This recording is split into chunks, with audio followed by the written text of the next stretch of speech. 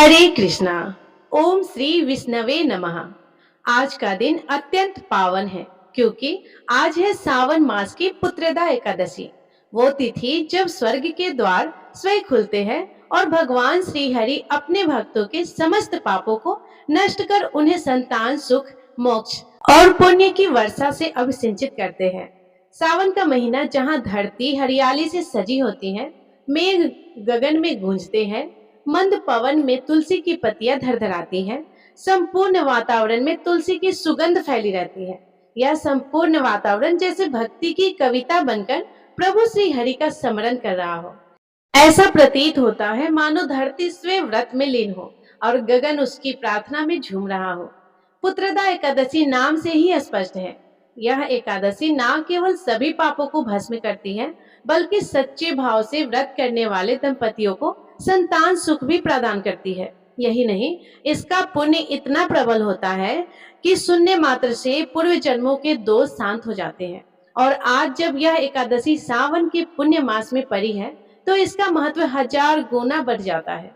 एकादशी पर कथा श्रवण का जो फल प्राप्त होता है, वह न केवल इस जन्म बल्कि अनेक जन्मों तक पथ प्रदर्शक बनता है। प्रिय श्रोताओं, आप सभी को पुत्रदा एकादशी व्रत की बहुत बहुत शुभकामनाएं। आइए श्रवण करते हैं पुत्रदा एकादशी व्रत की कथा का। एक दिव्य कथा जो स्वयं भगवान श्री कृष्ण ने धर्मराज युधिष्ठिर को सुनाई थी। श्री पद्म पुराण में वर्णित पौराणिक कथा के अनुसार महाराज युधिष्ठिर ने पूछा, हे मधुसूदन, सावन मास के शुक्ल पक्ष में किस नाम की एकादशी आती है? कृपया उसका भी वर्णन कीजिए। तब भगवान श्री कृष्ण बोले, राजन, प्राचीन काल की बात है, द्वापर युग के प्रारंभ का समय था। महिष्मती नगरी में राजा महिजीत अपने राज्य का पालन करते थे, किंतु उन्हें कोई पुत्र नहीं था। इसीलिए वह राज्य उन्हें सुखदायक नहीं लगता था। अपनी अवस्था अधिक देखकर राजा को बड़ी चिंता होने लगी। उन्होंने प्रजाजनों के बीच बैठकर एक दिन इस प्रकार कहा, प्रजाजनों, इस जन्म में मुझसे कोई पातक नहीं हुआ है। मैंने अपने खजाने में अन्याय से कमाया हुआ धन भी कभी जमा नहीं किया। ब्राह्मणों और देवताओं का धन भी मैंने कभी नहीं लिया है। पुत्रवत प्रजा का पालन किया है, धर्म से पृथ्वी का अधिकार जमाया है। दुष्टों को चाहे वे बंधु और पुत्र के समान ही क्यों ना हो, मैंने उन्हें हमेशा दंड दिया है। श्रेष्ठ पुरुषों का सदैव सम्मान किया है और किसी को द्वेष का पात्र कभी नहीं समझा। फिर क्या कारण है जो मेरे घर में आज तक पुत्र उत्पन्न ही नहीं हुआ है? आप लोग कृपया इस पर विचार करें। राजा के यह वचन सुनकर प्रजा और पुरोहित के साथ कुछ ब्राह्मणों ने उनके हित का विचार करके गहन वन में प्रवेश किया। राजा का कल्याण चाहने वाले वे सभी लोग इधर उधर घूमकर ऋषि सेवित आश्रमों की तलाश करने लगे। इतने में ही उन्हें एक आश्रम पर मुनि श्रेष्ठ लोमस जी के दर्शन हुए। लोमस जी धर्म के तत्वज्ञ, संपूर्ण शास्त्रों के विशिष्ट विद्वान, दीर्घायु और महात्मा है। उनका शरीर लोम से भरा हुआ है। वे ब्रह्मा जी के समान तेजस्वी है। एक एक कल्प बीतने पर उनके शरीर का एक लोम अर्थात रोम विच्छिन्न होता है, टूटकर गिरता है। इसलिए उनका नाम लोमस हुआ। वे महामुनि तीनों कालों की बात जानते हैं। उन्हें देखकर सभी लोगों को बड़ा हर्ष हुआ। लोगों को अपने निकट आया देखकर लोमस ऋषि ने पूछा, तुम सब लोग यहाँ किस लिए आए हो? अपने आने का कारण बताओ। तुम लोगों के लिए जो भी हितकर कार्य होगा उसे मैं अवश्य करूंगा। प्रजाजनों ने कहा, हे ब्राह्मण, इस समय महिजीत नाम वाले जो राजा हैं, उन्हें कोई पुत्र नहीं है। हम लोग उन्हीं की प्रजा है, जिनका उन्होंने पुत्र की तरह पालन किया है। लेकिन उन्हें पुत्रहीन देखकर उनके दुख से दुखी होकर हम तपस्या करने का दृढ़ निश्चय करके यहाँ आए हैं। हे द्विजुतम, राजा के भाग्य से हमें इस समय आपका दर्शन प्राप्त हुआ है और महापुरुषों के दर्शन से ही मनुष्यों के सब कार्य सिद्ध हो जाते हैं। मुनि, अब हमें उस उपाय का उपदेश कीजिए जिससे हमारे राजा को पुत्र की प्राप्ति हो। उनकी बातें सुनकर लोमस ऋषि 2 घड़ी के लिए ध्यान मग्न हो गए। इसके बाद राजा के प्राचीन जन्म का वृतांत जानकर उन्होंने कहा, प्रजावंत सुनो, राजा महिजीत पूर्व जन्म में मनुष्यों को चूसने वाला धनहीन वैश्य था और वह वैश्य गांव गांव घूमकर व्यापार किया करता था। एक दिन ज्येष्ठ के शुक्ल पक्ष में 10वीं तिथि को जब दोपहर का सूर्य तप रहा था, वह किसी गांव की सीमा में एक जलाशय पर पहुंचा। पानी से भरा हुआ जलाशय देखकर वैश्य ने वहां जल पीने का विचार किया। इतने में ही वहां अपने बछड़े के साथ एक गौ माता भी आ गई। वह प्यास से व्याकुल और गर्मी से पीड़ित थी, इसलिए तालाब में जाकर जल पीने लगी। लेकिन वैश्य ने पानी पीती हुई उस प्यासी गाय को हाँक कर दूर हटा दिया और स्वयं पानी पीने लगा। उसी पाप कर्म के कारण राजा इस समय पुत्रहीन हुए हैं। किसी जन्म के पुण्य से इन्हें निष्कंटक राज्य की प्राप्ति हुई है। प्रजाजनों ने कहा, मुनि, किंतु पुराणों में तो उल्लेख है कि प्रायश्चित रूप पुण्य से ही पाप नष्ट होते हैं। इसलिए कृपया ऐसे पुण्य कर्म का उपदेश कीजिए जिससे उस पाप का नाश हो सके। तब लोमस ऋषि बोले, प्रजाजनों, सावन मास के शुक्ल पक्ष में जो एकादशी होती है वह पुत्रदा के नाम से विख्यात है। वह मनोवांछित फल प्रदान करने वाली है। तुम सब उसी व्रत का पालन करो। यह सुनकर प्रजाजनों ने मुनि को नमस्कार किया और नगर में आकर विधि पूर्वक पुत्रदा एकादशी व्रत का अनुष्ठान किया। उन्होंने विधि पूर्वक जागरण भी किया और उसका निर्मल पुण्य राजा को अर्पण कर दिया। कुछ ही समय में रानी ने गर्भ धारण किया और प्रसव का समय आने पर एक स्वस्थ और बलवान पुत्र को जन्म दिया। इस प्रकार पुत्रदा एकादशी के इस सावन महात्म्य को सुनकर मनुष्य पापों से मुक्त हो जाता है और यह लोक में सुख पाकर परलोक में स्वर्गीय गति को प्राप्त करता है। सभी प्रेम से बोलिए, पुत्रदा एकादशी की जय। अब सुनिए भगवान श्री हरि के प्रिय तुलसी महारानी की कथा। प्राचीन कथा के अनुसार एक बार एक बूढ़ी माई थी जो नियमित ग्यारस माता का यानी एकादशी का उपवास रखा करती थी और तुलसी के पौधे की सेवा किया करती थी। तुलसी के पौधों को सींचा करती थी। वे सुबह को बिना तुलसी के पौधे की पूजा किए अन्य जल तक ग्रहण नहीं करती थी। जब भी वह बूढ़ी माई तुलसी के पौधे को सींचती तो तुलसी माता से कहती, हे तुलसी माता, सत की दाता, मैं तेरा विरवत सींचती हूँ। मुझे बहू दे, पीले रंग की धोती दे, मीठा ग्रास दे, बैकुंठ में वास दे, अच्छी मौत दे, चंदन का काठ दे, अच्छा राज दे, खाने को दाल भात दे और ग्यारस के दिन कृष्ण का कांधा दे। बूढ़ी माई की यह बात सुनकर तुलसी माता सूखने लगी। तुलसी माता को इस प्रकार सूखता देखकर एक दिन भगवान कृष्ण ने पूछा, हे तुलसी, तुम दिन प्रतिदिन क्यों सूखती जा रही हो? तब तुलसी माता ने कहा कि बस मेरे मन की मत पूछो प्रभु। भगवान कहने लगे, मैं नहीं पूछूंगा तो कौन पूछेगा? तब तुलसी माता कहती है, हे प्रभु, एक बूढ़ी माई आती है और अपनी बात कहकर चली जाती है। मैं उनकी सारी बातों को पूरी कर दूंगी, लेकिन कृष्ण का कांधा कहाँ से लाऊंगी? तब भगवान श्री कृष्ण बोले कि वो बूढ़ी माई मरेगी तो मैं अपने आप ही कांधा देने आ जाऊंगा। तुम बूढ़ी माई से यह बात कह देना। और इसके कुछ समय बाद ही वह बूढ़ी माई मर गई। बूढ़ी माई के मरने पर सारा गांव इकट्ठा हो गया और उनका अंतिम समय आने पर जब उन्हें उठाने लगे तब तो वह बूढ़ी बहुत भारी हो गई, जिससे वो किसी से उठाए न उठ सके।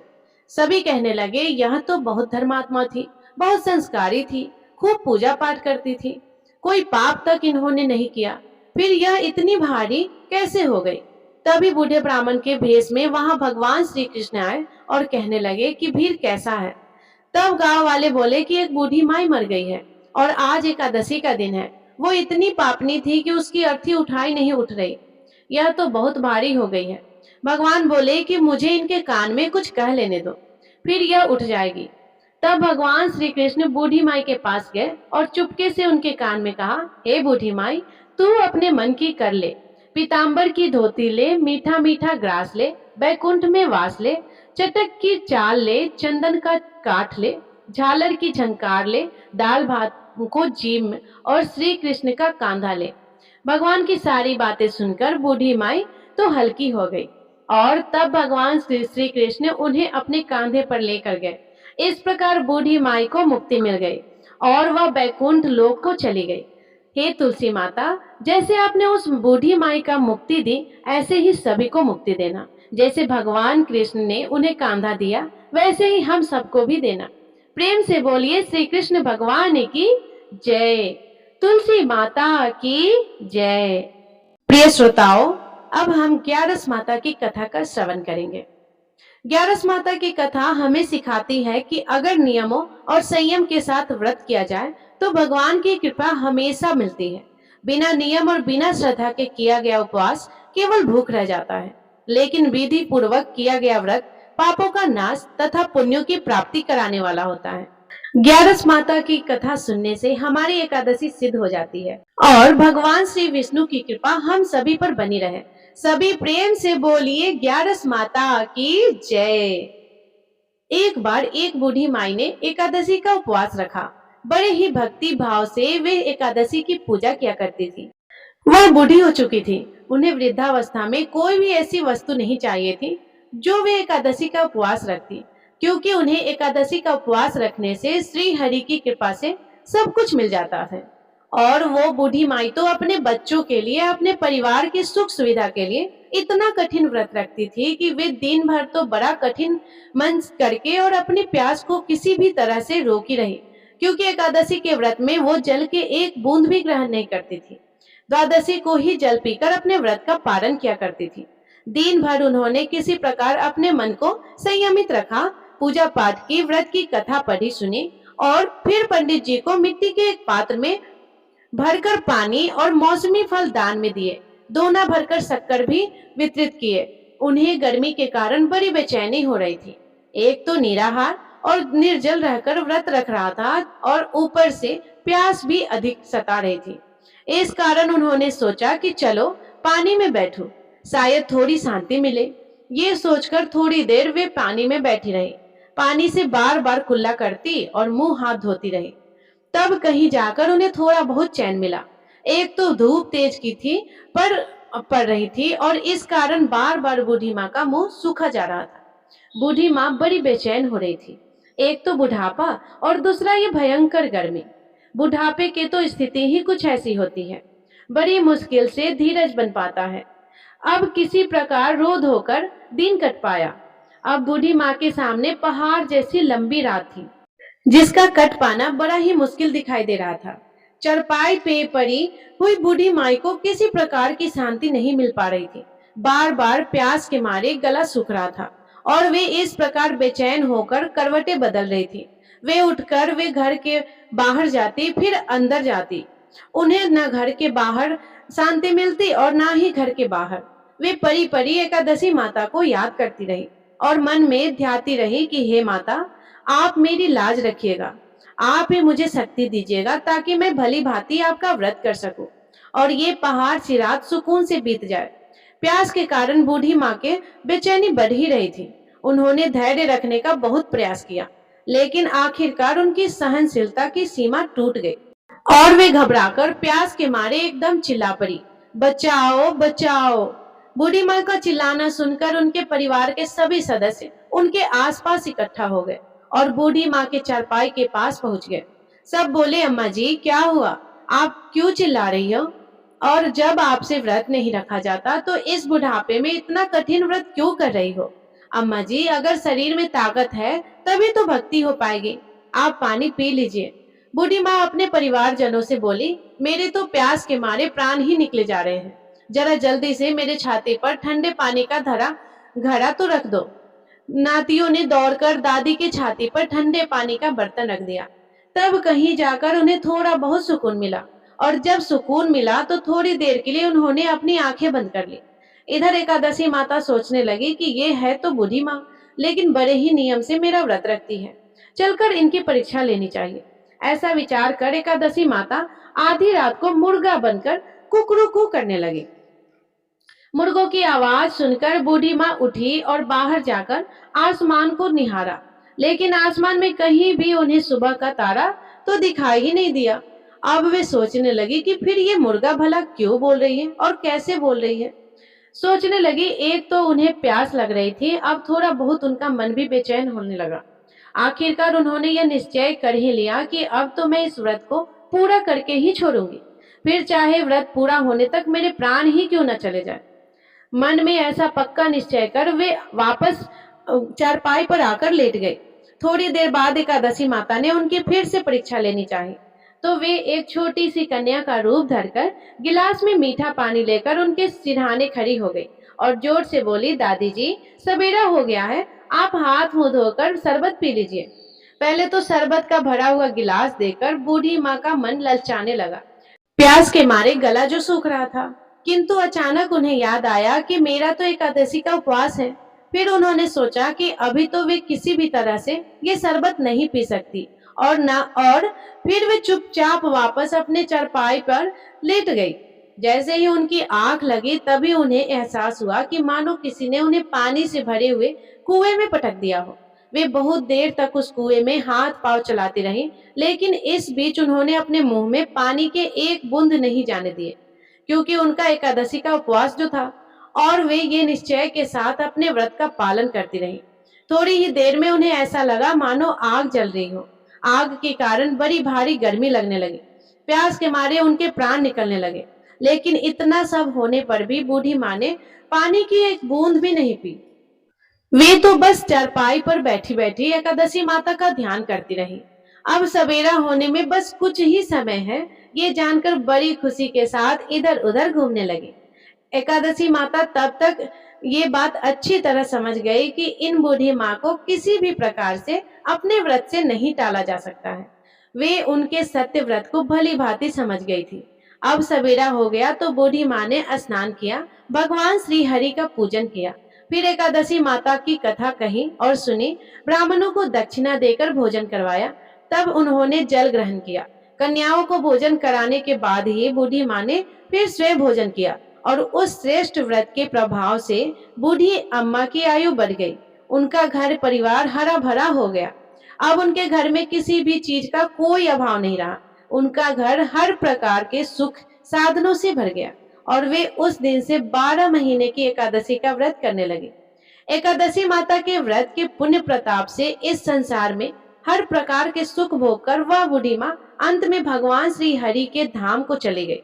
जैसे एकादशी माता ने उन बूढ़ी माता को के घर परिवार को हरा भरा किया, वैसे ही हे एकादशी माता, इस कथा के सुनने, कहने और हुंकार भरने वाले सभी भक्तों पर, सभी भाई बहनों को, सभी माताओं को, सभी मनोकामनाओं को पूर्ण कीजिएगा और सभी कष्ट से दूर रखिएगा। तो प्रेम से बोलिए लक्ष्मी नारायण भगवान की जय, एकादशी माता की जय, पुत्रदा एकादशी की जय। तो प्रिय श्रोताओ, ये थी पुत्रदा एकादशी व्रत की कथा। यदि ये कथा आपको पसंद आई हो तो प्लीज वीडियो को लाइक कर दीजिएगा और अपने दोस्तों के साथ शेयर जरूर कीजिएगा और कमेंट में जय जय विष्णु भगवान अवश्य लिखिएगा।